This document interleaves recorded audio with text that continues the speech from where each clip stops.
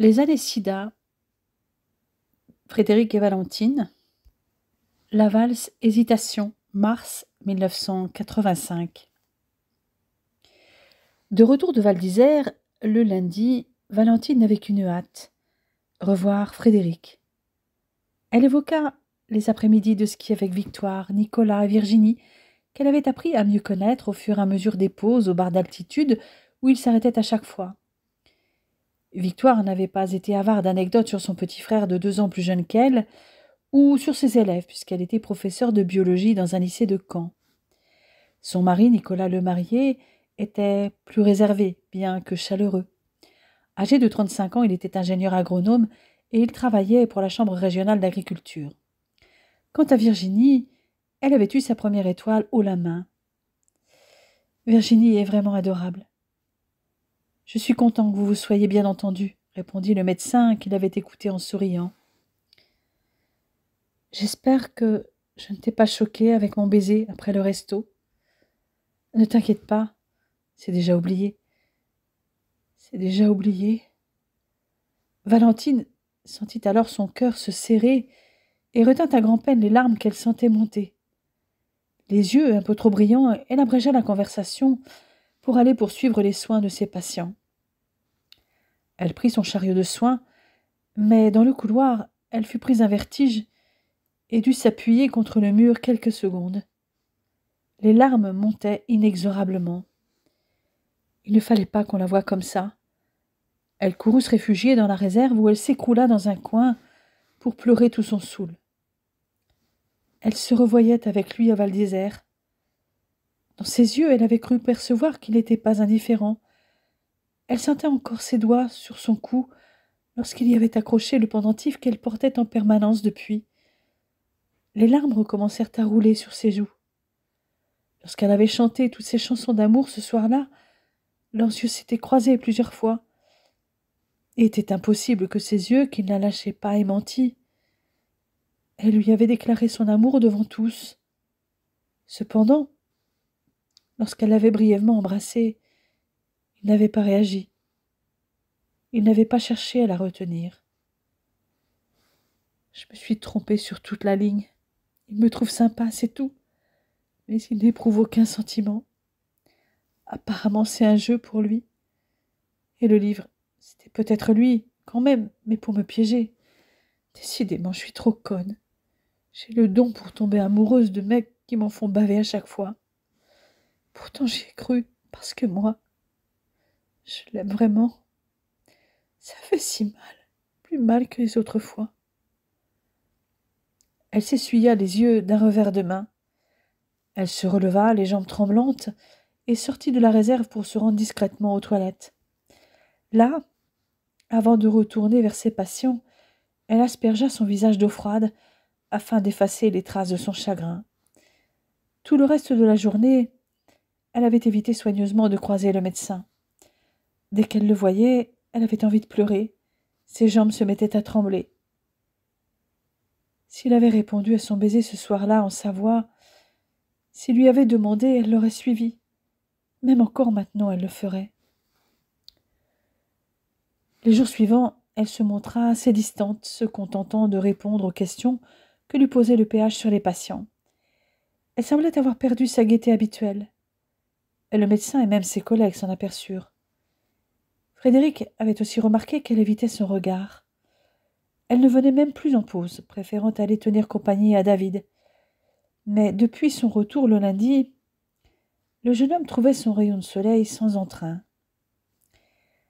Le jeudi matin, Valentine était en repos. Alors que Frédéric passait voir le jeune patient lors de sa visite, David évoqua le changement qu'elle avait perçu chez la jeune infirmière depuis le début de la semaine. Lundi, lorsqu'elle est passée pour mes soins en début d'après-midi, elle n'était pas comme d'habitude. Je ne peux pas la voir, mais j'ai vraiment eu l'impression qu'elle pleurait.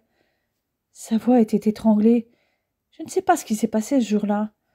Pourtant, lorsqu'elle était venue me dire bonjour à son arrivée à 13h, elle était joyeuse. Après, c'est comme si elle avait appris une mauvaise nouvelle. C'est vrai qu'elle n'est pas comme d'habitude. Même ses collègues s'en sont aperçus, répondit Frédéric, soudain soucieux, après l'évocation du changement survenu effectivement depuis le lundi. Depuis, elle s'est ressaisie, mais ça sonne faux, poursuivit David. Je lui en ai fait la remarque hier. Elle a essayé de plaisanter avec un dicton. Malheureux en amour, heureux au jeu, m'a-t-elle dit.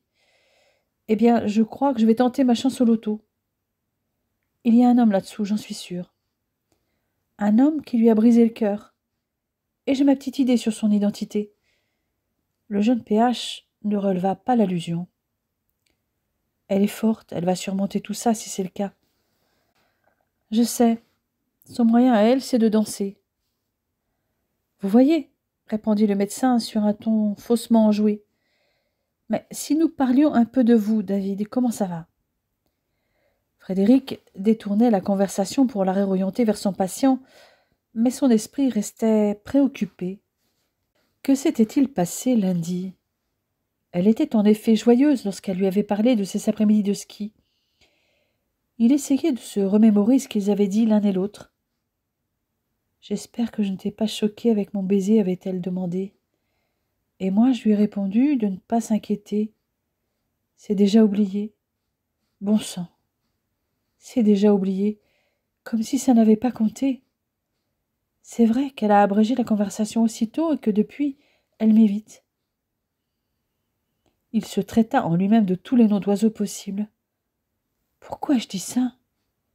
Je l'ai blessée. Elle doit croire qu'elle ne compte pas pour moi. C'est faux. Comment lui faire comprendre? Il devait lui parler sans perdre de temps. Ne pas la laisser comme ça. Mais comment la joindre? Il se précipita sur l'annuaire. Mais aucune Valentine Tuillier n'y figurait. Elle devait être sur liste rouge. Je ne sais même pas où elle habite dans moi. À aucun moment, il ne pensa que Madame Morisseau avait les coordonnées de tous les agents de son équipe. Le stress, à l'idée qu'il avait blessé celle qu'il aimait en secret, l'empêchait de réfléchir avec lucidité. Même s'il y avait pensé, la surveillante aurait sans doute trouvé cette demande inopportune. Il pensa à sa sœur. Peut-être Val lui avait-elle laissé ses coordonnées. Il allait devoir attendre 17 heures, voire 18 heures pour l'appeler. Victoire fut surprise que son frère l'appelle, surtout quand elle comprit qu'il cherchait à joindre Valentine. Elle le sentit anxieux. Elle n'avait malheureusement pas le numéro de la jeune femme, mais Val avait beaucoup parlé de danse avec Virginie, et l'avait même conviée, si elle venait un jour à Rouen, à venir la voir danser avec Rudy au studio de la compagnie de ce dernier.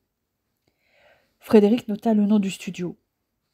Par Rudy, il pourrait sûrement joindre l'infirmière. Il pensa un instant appeler le meilleur ami de Valentine, mais il ignorait son nom de famille. Sa seule chance de la voir était d'aller jusqu'au studio Ardence. Peut-être la croiserait-il. Il devait absolument faire quelque chose. Il se rendit au studio dans l'espoir de voir l'un ou l'autre, sans succès. Il dormit très mal cette nuit-là. Les quelques moments où il réussit à fermer l'œil, les mêmes images revenaient. La jeune femme était à portée de sa main, mais quand il essayait de l'attraper, elle disparaissait. Le vendredi matin, il arriva très tôt. Il s'approcha de Valentine dès qu'elle fut seule dans la salle de soins. Il la sentit se raidir en sa présence. Il eut l'impression de recevoir un coup dans l'estomac face à cette réaction. Il lui demanda néanmoins de passer dans son bureau au moment de la pause et mentit sur la véritable raison de cette convocation. « Je voudrais te parler de David. » Elle ne fit aucune remarque ou objection et à l'heure de la pause, elle alla frapper à sa porte, qui était d'ailleurs ouverte. « Que se passe-t-il donc avec David » attaqua-t-elle d'emblée. « Entre et ferme la porte, s'il te plaît. » Il poursuivit quand ce fut fait. « En fait, il se fait du souci pour toi. Et il n'est pas le seul. C'est-à-dire, ton comportement a changé depuis lundi. Et je suis désolée si je me suis montré maladroit. » Elle était sur la défensive, attendant la suite. « Tu peux préciser ?»« Lundi, quand tu m'as demandé si ton baiser m'avait choqué. Je t'ai répondu que c'était oublié. Et où est le problème ? C'était vraisemblablement ce que tu pensais, dit-elle un peu sèchement. Non, en aucun cas.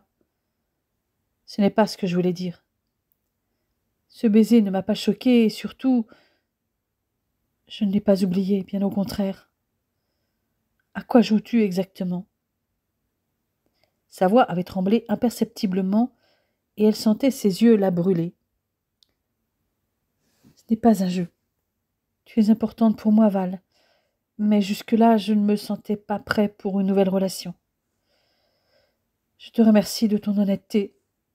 Si tu n'es pas prêt, prends le temps de réfléchir. Je vais faire de même, car vois-tu, depuis lundi, je ne sais plus où j'en suis.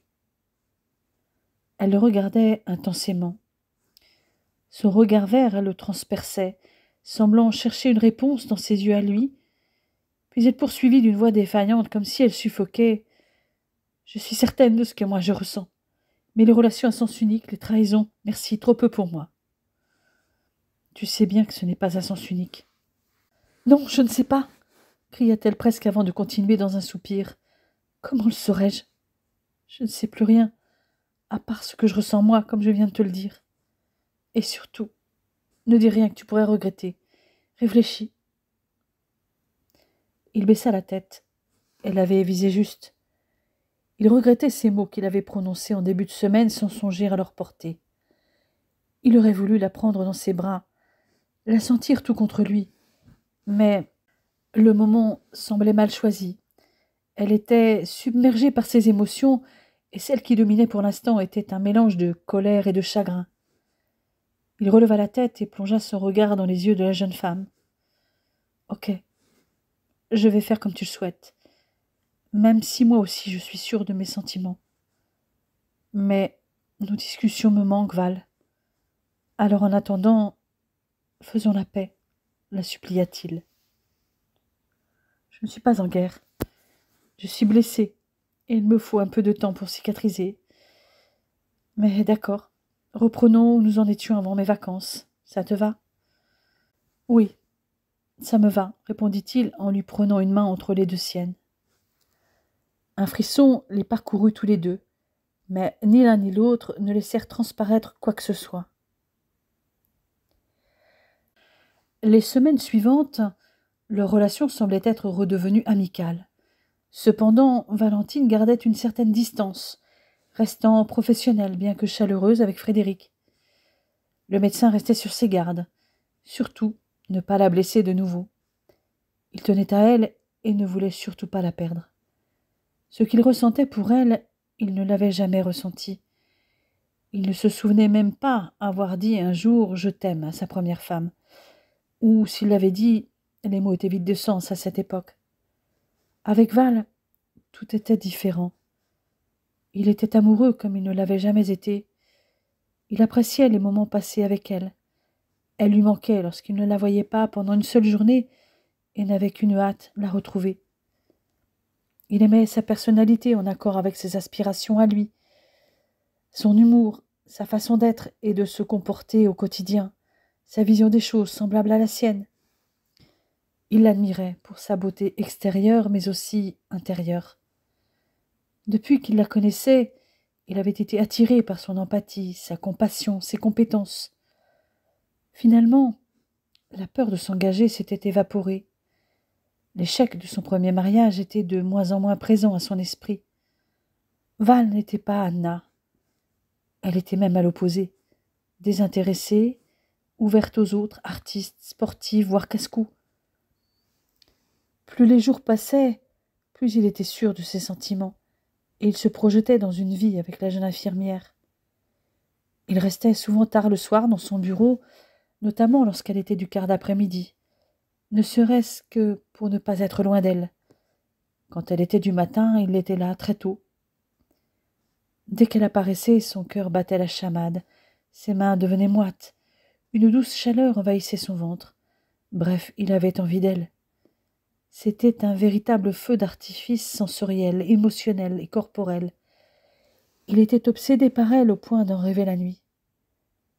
Il avait envie de la toucher, de l'embrasser, mais n'osait pas. Il l'avait déjà fait souffrir et avait fait son mea culpa. Elle ne l'évitait plus, mais il n'avait pas retrouvé la proximité de Val d'Isère. De plus, Elle lui avait dit qu'elle avait besoin de temps pour cicatriser. Il devait s'armer de patience. Les températures avaient enfin passé la barre des 10 degrés en milieu de journée, mais cela n'avait toujours rien à voir avec des températures printanières en ce samedi 30 mars. Olivier avait débarqué dans le duplex que Frédéric occupait rue Orbe, non loin de la chapelle du lycée Corneille. « Tu vis comme un moine depuis que tu es arrivé. Même si tu ne veux pas t'engager avec qui que ce soit, tu pourrais peut-être trouver une jolie fille avec qui passer du bon temps. À moins que tu ne te décides de tenter ta chance auprès de la belle Valentine. Un jour. D'après ta sœur, tu as toutes tes chances. Qui te dit que je ne veux pas m'engager? Quant au coup d'un soir, ça ne me dit absolument rien. Donc, tu es toujours à fond sur Valentine. » Frédéric préféra ne pas répondre. Toutefois, il accepta la proposition d'aller au restaurant, puis en discothèque avec son ami qui, lui, n'avait pas les mêmes réticences pour les coups d'un soir. Arrivés à la discothèque, les deux amis commencèrent par prendre un verre et s'installer dans un coin.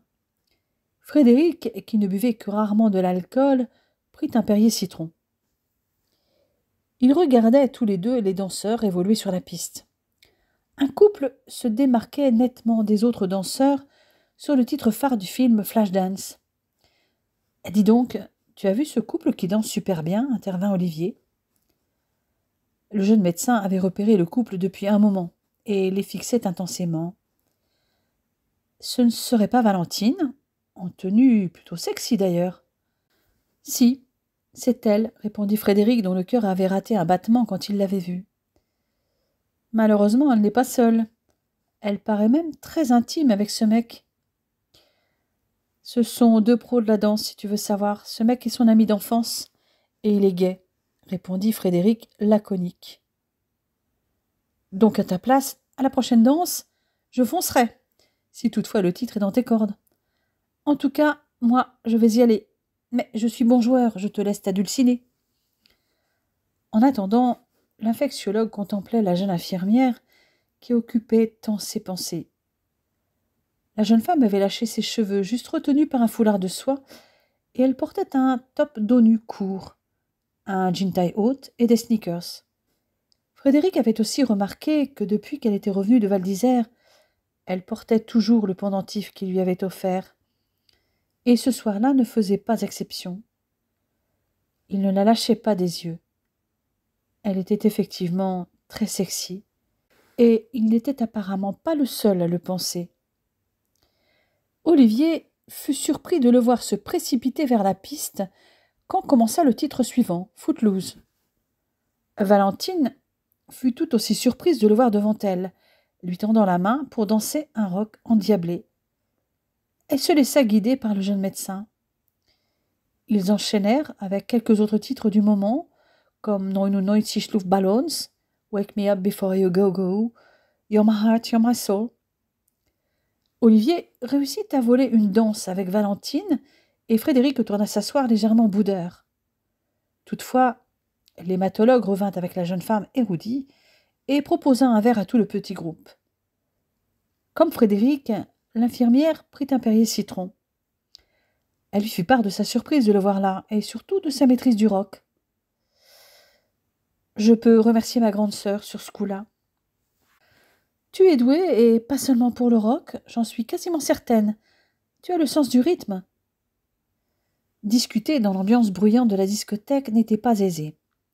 De plus, Rudy entraîna Valentine sur la piste lorsqu'il entendit l'introduction de What's Love Got to Do With It de Tina Turner.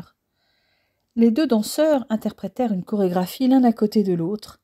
Leurs mouvements étaient parfaitement synchronisés et les ondulations du corps de la jeune femme ne furent pas sans effet sur le jeune médecin qui la dévorait des yeux. Aussi, quand le DJ annonça un quart d'heure américain, il en profita pour entraîner de nouveau la jeune femme sur la piste. Lorsqu'il posa ses mains sur sa taille, le contact de sa peau nue le fit frémir et il la sentit frissonner elle aussi. Enlacée, l'attraction de leurs deux corps était une évidence. Val nicha sa tête dans le cou du jeune homme qui effleura ses cheveux de ses lèvres pendant le titre de Foreigner, I Want to Know What Love Is. Les paroles de cette chanson résonnaient en chacun d'eux. Ils avaient tous deux vécu une ou des ruptures, mais l'amour les avait trouvés et ils aspiraient l'un et l'autre à vivre cet amour, sans oser se le dire. Frédéric aurait voulu serrer la jeune infirmière plus fort contre lui, caresser ce corps qu'il désirait depuis des semaines. Il n'avait pas envie que la série de Slow s'arrête. Il céda toutefois de nouveau sa place à Rudy, qui vint chercher sa partenaire habituelle pour Sexual Healing de Marvin Gaye. Frédéric fut happé par une petite brune qui n'attendait que cette occasion, mais il n'avait Dieu que pour les deux danseurs qui firent une démonstration de rumba très sensuelle. Le jeune médecin se dit en les voyant que si Valentine dansait ainsi avec lui, surtout sur des paroles comme celles de Sexual Healing, il ne résisterait pas longtemps. La brunette s'était bien aperçue de sa distraction, et de toute façon, dès que le titre fut terminé, il se dirigea droit vers la belle blonde, avec laquelle il dansait auparavant sans un regard pour elle. Après 2 derniers slows sur Time After Time de Cyndi Lauper et Love is Love de Culture Club, ils rejoignirent leur table. Rudy était seul. « Ton ami Olivier te souhaite une bonne fin de soirée, dit-il à Frédéric. Il est parti en charmante compagnie. Et je vais en faire autant, mais sans la charmante compagnie. Vali, comme tu n'es pas seul, je te laisse et profite de ta soirée libre, ajouta-t-il plus bas pour sa meilleure amie. Le danseur étant parti et la conversation étant quasi impossible dans la discothèque, après quelques nouvelles danses avec Frédéric, dont 2 rocs endiablés sur Maniac et Take On Me et un dernier slow sur Forever Young, Valentine émit le souhait de rentrer chez elle. Le jeune infectiologue lui proposa de la raccompagner. Ils récupérèrent leurs blousons au vestiaire. Surprise par la fraîcheur nocturne, Valentine frissonna. Frédéric lui entoura les épaules et le contact de sa main chaude suffit à lui faire endurer la température extérieure. Elle accéléra néanmoins le pas pour rentrer au plus vite, alors que le jeune homme aurait préféré faire durer le trajet. Il se rendit alors compte qu'ils n'habitaient pas très loin l'un de l'autre, puisque 300 mètres seulement séparaient le duplex de Frédéric et l'appartement de Valentine, situé avenue de la Porte-aux-Champs et proche de l'intersection avec la rue Orbe. Arrivée devant la porte de son immeuble, la jeune femme demanda au médecin s'il voulait monter un moment chez elle, prendre un dernier verre, ou bien un café ou un thé. Comme il n'avait pas envie de la quitter, il n'hésita pas une seconde et accepta. Pendant qu'elle préparait leur boisson, il jeta un coup d'œil à sa bibliothèque. Il y avait beaucoup d'ouvrages classiques, français, anglo-saxons, allemands ou italiens dans leur langue d'origine, des ouvrages d'histoire. Mais ce qui dominait, c'était surtout les ouvrages scientifiques, dont des revues comme Médecine et maladies infectieuses, The American Journal of Infection Control, Annales de l'Institut Pasteur, etc. Elle était vraiment pleine de surprises. En discutant avec elle depuis janvier, il s'était déjà aperçu qu'elle avait assimilé énormément de connaissances sur le sida, ainsi que dans bien d'autres domaines de la santé. Pendant qu'ils buvaient leur boisson chaude, ils débattirent sur les derniers articles qu'avait lus la jeune femme, tel celui sur les nouvelles directives d'isolement du CDC et celui sur le syndrome d'immunodéficience chez les nourrissons. Puis, ne voulant pas abuser, Frédéric se leva pour partir. La jeune femme l'accompagna jusqu'à la porte. Toutefois, le jeune homme stoppa net et se retourna vers elle pour plonger son regard dans ses yeux verts. Ce fut finalement Valentine qui fit le premier pas, en lui déposant un baiser léger sur les lèvres. Cette fois, ce simple contact le fit réagir immédiatement. Il la serra alors contre lui pour l'embrasser plus profondément. Puis il s'interrompit pour la regarder de nouveau. « Je n'ai pas envie de partir, » murmura-t-il d'une voix sourde. « Alors, reste, » chuchota la jeune femme. « Reste avec moi, toute la nuit. » Frédéric la reprit alors dans ses bras pour un baiser passionné. La réponse ardente de la jeune femme aiguillonna son désir.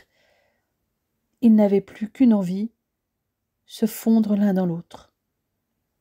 Les baisers et les caresses les avaient rapidement amenés au point de non-retour. Il fit passer le top court par-dessus la tête de Valentine pendant qu'elle déboutonnait sa chemise. Fébriles, ils se débarrassèrent du reste de leurs vêtements sur les quelques mètres qui les séparaient de la chambre. Ils se laissèrent emporter par leurs sens tout le reste de la nuit, affamés l'un de l'autre, avant de s'endormir au lever du jour, épuisés mais comblés. Lorsqu'ils se réveillèrent, tard, dans la matinée du dimanche, ils réalisèrent leur imprudence. Ils avaient omis les préservatifs. Toutefois, tous deux s'avouèrent n'avoir eu que des rapports protégés depuis leur dernier bilan. En ce qui concernait Valentine, sa dernière relation éphémère datait de la fin de l'été 84, c'est-à-dire plusieurs mois.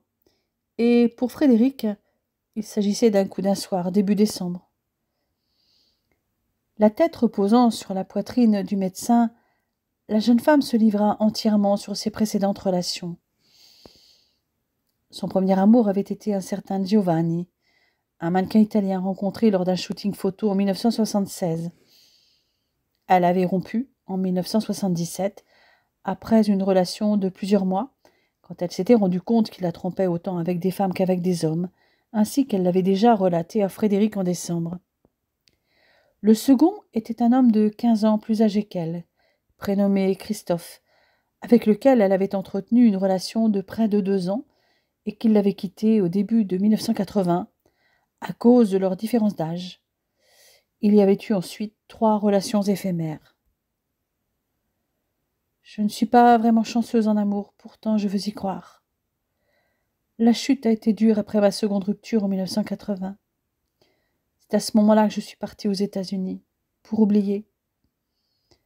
Je suis partie en avril 80 comme jeune fille au père dans une famille avec 2 petits garçons. Oui, je me souviens, dans l'Oregon. C'est ça. À Sandy, une petite ville de 3000 habitants à 45 minutes de Portland et à 45 minutes de Mount Hood Meadows, une station de ski où se trouve Timberline Lodge, où ont été tournées des scènes de Shining. Je suis revenue en avril 1981 et c'est là que j'ai été affectée en chirurgie cardiaque. Et toi, pourquoi as-tu divorcé ? Dit-elle en se redressant pour le regarder.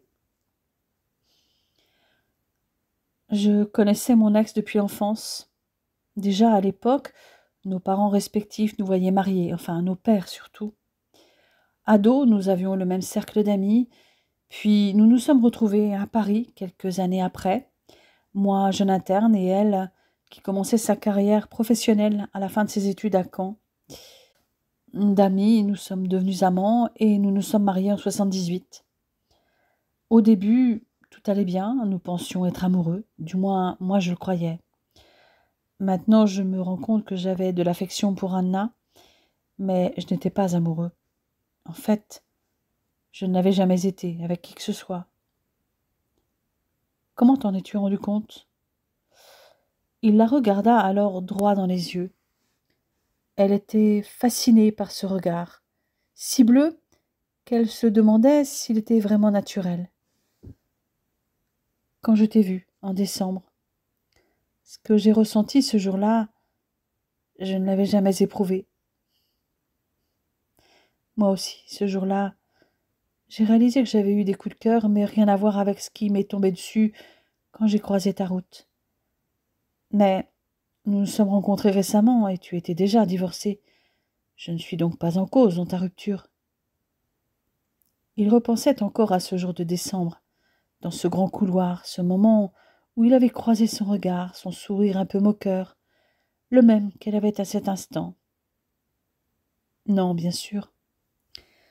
Je croyais connaître Anna. En fait, je ne connaissais que ce qu'elle avait bien voulu révéler.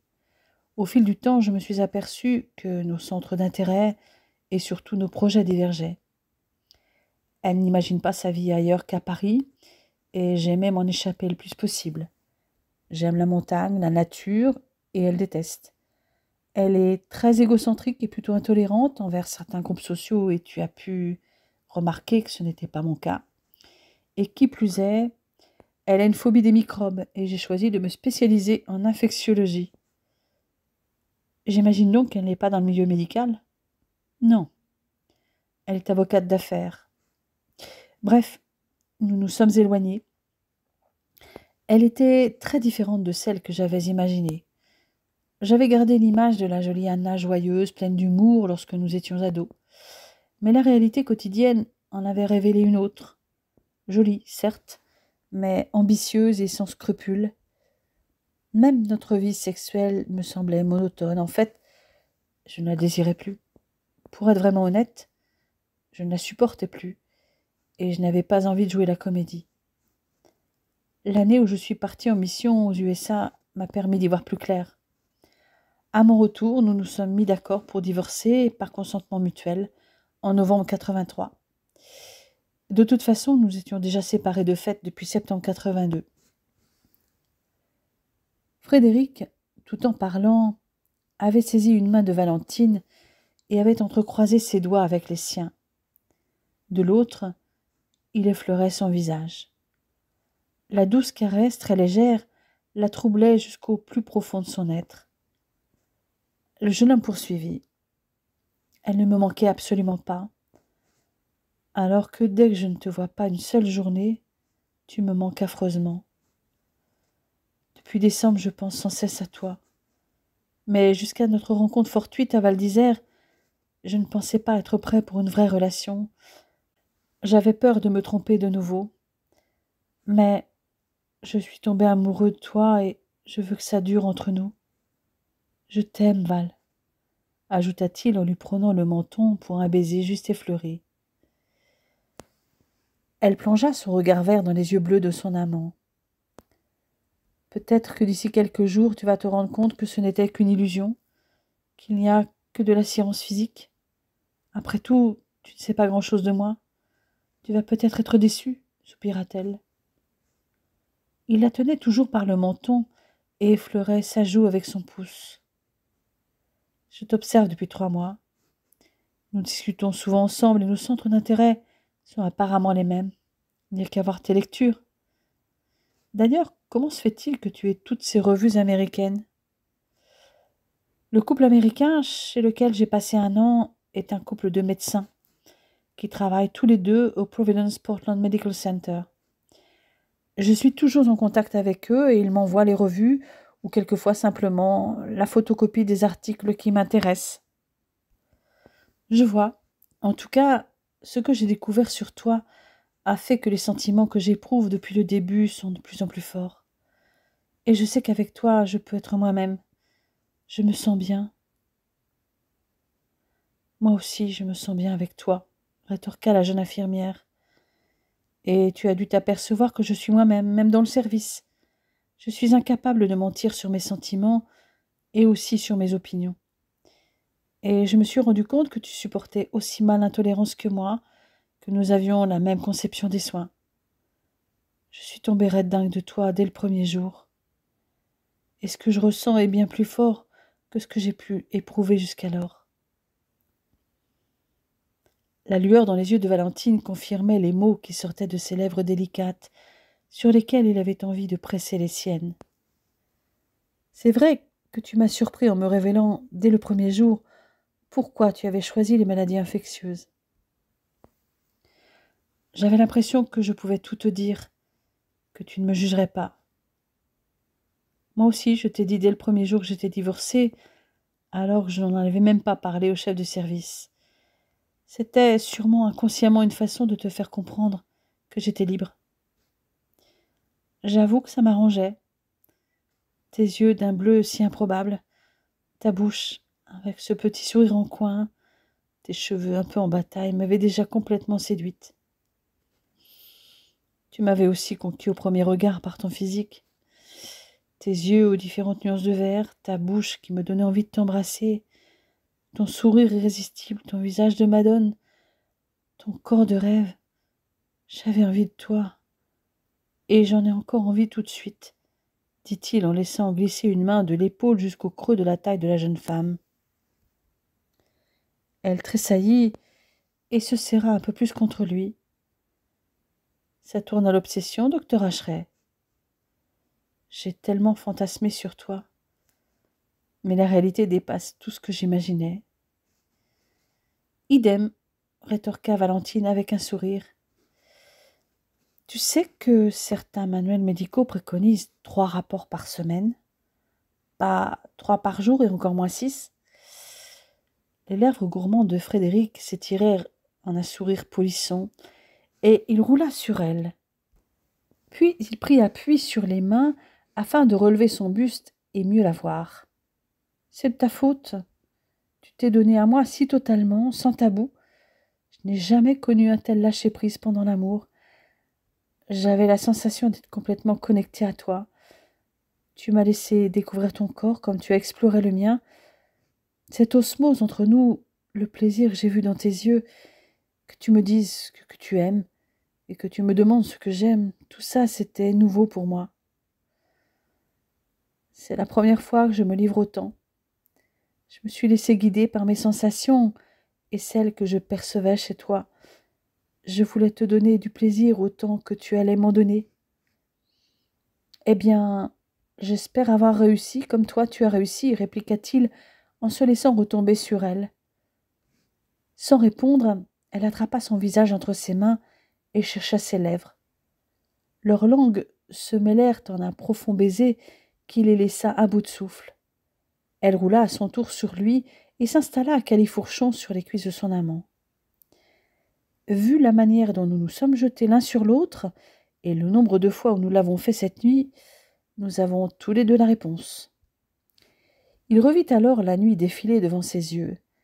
Un certain nombre de positions du Kamasutra y étaient passées. Ils s'étaient découverts l'un l'autre. D'ailleurs, à un moment donné, faire l'amour avait déclenché une fringale chez Valentine. Il s'était laissé entraîner dans la cuisine, où une barquette de fraises et une bombe de chantilly les avaient inspirés pour un jeu érotique. Il retrouvait encore à cet instant en pensée la saveur des fruits et de la crème sur les seins et d'autres parties du corps de la jeune femme. Elle l'interrompit dans sa rêverie. Le seul moyen de savoir ce qui plaît à l'autre, c'est de s'en parler. Avec toi, tout me paraît facile, comme prendre l'initiative. Ne t'en prive surtout pas, dit Frédéric avec un sourire engageant. Chiche, répliqua Valentine en joignant les actes à la parole, couvrant chaque centimètre du corps de son amant de caresses et de baisers, avant de lui faire l'amour lentement et intensément sans le lâcher du regard. Après un orgasme fulgurant pendant lequel chacun des deux amants avait crié le prénom de l'autre, Valentine s'était allongée de nouveau et avait posé sa tête sur le torse de Frédéric, qui laissa sa main effleurer le corps de la jeune femme, qui frissonna sous les caresses. Elle resta silencieuse. Sa respiration parut saccadée au jeune homme, comme si elle étouffait, puis il sentit une larme couler sur sa poitrine. D'une main, il souleva le menton. « Val, regarde-moi. Tu pleures ? Qu'y a-t-il, mon amour ? » « J'ai peur, Frédéric. Peur qu'après cette nuit et ce matin, tu m'abandonnes. J'ai l'impression de vivre un rêve et que, quand je vais me réveiller, tu ne seras plus là. J'ai peur que tu penses que je suis une fille facile. Si je me suis donnée comme ça à toi, c'est parce que je t'aime comme une folle. » Les mots avaient du mal à sortir tant elle était secouée de sanglots, désemparée. Je ne supporterais pas de te perdre, d'autant que nous travaillons dans le même service et que je te verrai tous les jours. Ce serait comme mettre du sel sur une plaie pour raviver la douleur. Val, quand je t'ai dit « je t'aime », je le pensais vraiment. Je n'imagine plus la vie sans toi à mes côtés, au travail et dans ma vie personnelle. Je te veux avec moi chaque jour, chaque nuit, Valentine Tuillier, et je ne te considère pas comme une fille facile. J'ai eu bien plus de relations que tes 5 mecs en 7 ans. Et au fait, le livre pour la Saint-Valentin, c'était moi. Il la prit dans ses bras et la serra convulsivement. Valentine finit par se calmer. Il reprit son visage entre ses mains pour la couvrir de baisers. Ils restèrent de longues minutes blottis l'un contre l'autre. Finalement, ils prirent un petit déjeuner tardif après une douche prise ensemble. Frédéric emmena ensuite la jeune femme chez lui, la laissant visiter son appartement le temps qu'il endossait des vêtements propres. Le duplex du jeune homme était immense comparativement à l'appartement de Valentine. Situé en rez-de-chaussée, sa surface devait dépasser à vue d'œil les 140 mètres carrés, avec un jardin d'une bonne centaine de mètres carrés, ainsi qu'une terrasse au premier étage de 20 mètres carrés environ. Lorsqu'il fut prêt, il la retrouva le nez à la fenêtre. Il se colla à son dos et l'entoura de ses bras avant de lui mettre un jeu de clés sous le nez. « Mon amour, j'ai très envie que nous vivions ensemble, mais je ne veux pas t'y obliger. Je te donne un double des clés de l'appartement. Dès que tu te sentiras prête, viens. Prends le temps qu'il te faut. Tu as vu que nous habitons assez près l'un de l'autre. Rien ne nous empêche de passer nos nuits ensemble, chez toi ou ici. Frédéric, pas besoin de réfléchir. Si tu es prêt, je le suis aussi. Ça ne coûte rien d'essayer. J'ai un préavis de 3 mois pour restituer mon appartement si je dois un jour le quitter. Je t'ai réservé de la place pour tes affaires, ajouta aussitôt l'infectiologue. Tu avais anticipé. Tu étais sûr que le jour où tu me le demanderais, je dirais oui, s'étonna la jeune femme tout en se retournant vers lui. Je l'espérais, répondit-il un peu penaud, comme s'il était pris en faute. J'y pense depuis mon retour de Val d'Isère, après ton baiser. Il y a autre chose que tu dois savoir. Tu as conquis ma sœur et ma nièce, et ce sont des alliés de poids. Et toi, tu as de la chance, répliqua-t-elle en lui caressant la nuque du bout de ses doigts. Pascal et Roudy te trouvent sympa. Je t'aime, Frédéric Acheret. Je t'aime depuis notre première rencontre. Elle se pendit à son cou pour le regarder intensément dans les yeux avant de lui effleurer les lèvres lentement, les yeux fermés. Puis elle passa sa langue sur la lèvre inférieure de Frédéric, qui s'empressa de répondre. Leurs langues se cherchèrent et se mêlèrent pour un baiser profond et appuyé. Valentine finit par se reculer légèrement avec un sourire. Il vaudrait mieux que nous arrêtions pour l'instant, même si c'est très tentant de continuer. Bien, il ne me reste plus qu'à faire mes valises. Rassure-toi, je ne vais pas t'envahir, sauf petit à petit avec mes bouquins. Alors, allons-y, lui susurra-t-il à l'oreille, dont il mordilla le lobe. Il ne fallut pas longtemps à Valentine pour remplir sa valise cabine et un sac de voyage. Les livres seraient rapatriés progressivement. Elle vida aussi son réfrigérateur, au demeurant presque vide. Ils prirent un déjeuner rapide composé de spaghettis à la carbonara et de tiramisu, leur plat préféré à tous deux, comme ils le découvrirent à cette occasion. Valentine entraîna ensuite son compagnon dans une visite des principaux sites incontournables de Rouen, avant de finir par la côte Sainte-Catherine, pour admirer le panorama au coucher du soleil enlacé. Valentine s'était assise entre les jambes de Frédéric, qui la serrait contre lui. « Je n'imaginais pas cette ville si belle, » constata le jeune homme en baisant la tempe de Valentine. « Rouen est magnifique, et tu n'as pas encore tout vu. Tu es ici à 140 mètres d'altitude. C'est un des meilleurs endroits pour voir la ville. Et je trouve que c'est magique par tout temps et à toute heure. C'est vrai que contempler le coucher du soleil d'ici, avec toi dans mes bras, c'est féerique. La scène ressemble à un ruban argenté, et ce dégradé de couleurs dans le ciel rose-orangé, avec ses nuages mauves, c'est splendide. Ça m'arrive souvent d'y venir le soir quand les jours rallongent à la fin de mon quart, quand je suis d'après-midi. L'ambiance y est si calme et romantique. Un endroit pour les amoureux, comme nous, ajouta-t-il, en resserrant son étreinte. Il avait glissé ses mains sous le pull de la jeune femme et ne pouvait s'empêcher de caresser sa peau soyeuse. Une des mains avait même trouvé le chemin jusqu'à son soutien-gorge et avait emprisonné un sein dont il titillait le mamelon. Valentine avait fermé les yeux, savourant la douceur des gestes de son compagnon, qui de son côté ne restait pas insensible à ce contact. L'effet sur lui était si intense qu'il préféra s'interrompre et se réserver pour plus tard. « Si nous rentrions au chaud, proposa-t-il. Tu as raison, il fait un peu frais. J'ai failli l'oublier, blotti contre toi, qui me protégeait du froid. » Elle se releva d'un bond et lui tendit la main avant de nouveau se serrer contre lui dès qu'il fut debout, cherchant ses lèvres. « Frédéric, il va falloir que nous soyons discrets dans le service. Je ne veux pas que tu te trouves en difficulté à cause de moi.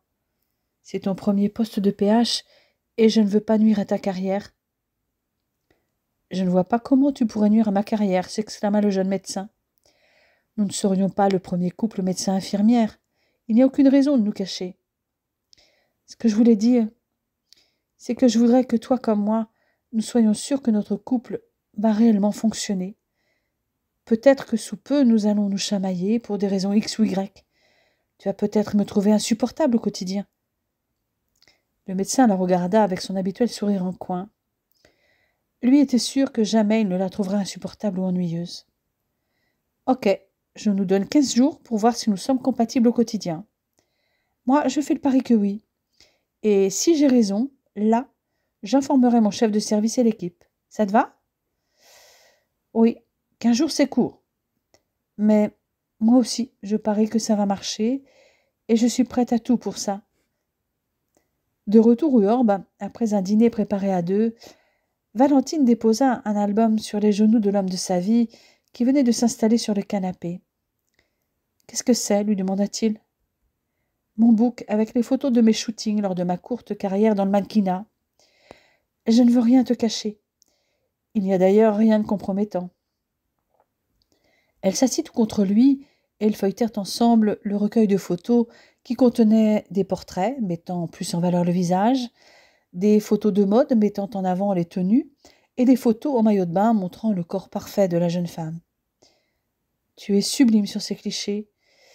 Et là, à côté de toi, j'imagine que c'est le fameux Giovanni ?»« Oui, » répondit-elle d'une voix timide. « Tu peux la détruire si tu veux. »« Pourquoi ? Je n'ai aucune raison d'être jaloux de lui. »« Aucune. »« Comment en es-tu venue à poser comme mannequin ? » ?»« J'ai été repérée par une chasseuse de tête à la sortie du conservatoire. J'avais 16 ans. Elle s'était présentée comme recruteuse de jeunes talents pour son agence. Comme j'étais mineure, elle avait ensuite pris contact avec mes parents. Après réflexion, je suis passée à l'agence où on m'a mesurée, photographiée. Finalement, j'ai été retenue pour les photos publicitaires dans les magazines. J'avais l'âge minimal requis pour un contrat. « Tu es vraiment magnifique dans ces robes de mariée et aussi en maillot de bain. Mais tu es tout aussi sexy en infirmière. » Ça m'a permis de gagner de l'argent pendant mes études. Et crois-moi, ça payait bien. C'est-à-dire ? Au début, j'étais payée aux environs de 4 000 francs la demi-journée de séances photo, et à la fin, c'était plus près de 6 000. Sachant que je faisais une 50aine de séances par an, et que je l'ai fait pendant 4 ans, je te laisse faire le calcul. Mince, au bas mot, un bon 1 000 000 de francs, 2 fois plus que ce que j'ai gagné à la même période, mais en travaillant beaucoup plus, dit-il en riant. Même un peu plus, car j'ai continué à faire des photos de temps en temps jusqu'à mon départ aux États-Unis, mais avec une autre agence. Ça m'a permis de placer de l'argent pour l'avenir. Sage décision. En tout cas, il n'y a effectivement aucune photo dont tu es à rougir. Valentine resta silencieuse quelques secondes. Elle parut hésiter, puis se lança. Ça aurait pu, si j'avais accepté certains contrats. C'est-à-dire ? Eh bien, mon agent a d'abord insisté pour que je fasse des photos pour de la lingerie, ce que j'ai refusé. Les maillots de bain étaient le maximum que je pouvais accepter. Puis, on m'a fait comprendre que si je voulais avoir des contrats plus intéressants, il fallait que je me diversifie, c'est-à-dire que j'accepte de participer à des soirées privées. Et je leur ai dit d'aller se faire foutre, hein, et je suis partie en claquant la porte de cette première agence. Bien sûr, après, je n'avais presque plus de contrat. Mais je me moquais, car j'avais presque fini mes études. Et puis, j'en avais marre de passer un week-end sur 2 à Paris. La prostitution sous toutes ses formes est une pratique courante dans le milieu de la mode. Les agences sont parfois complices. Certaines filles qui ont travaillé dans la même agence que moi ont accepté ces soirées privées, où des mecs friqués payent pour coucher avec un mannequin. Et certaines ont été contaminées. J'aurais pu l'être aussi. C'est pour ça que je réagis toujours très vivement quand j'entends des propos inappropriés sur les homos, les prostituées ou les toxicos. Je te rejoins sur ce sujet. Et cela fait partie des choses que j'aime chez toi, comme tes compétences, ton empathie, ta compassion, ta droiture. J'aime tout chez toi, Valentine.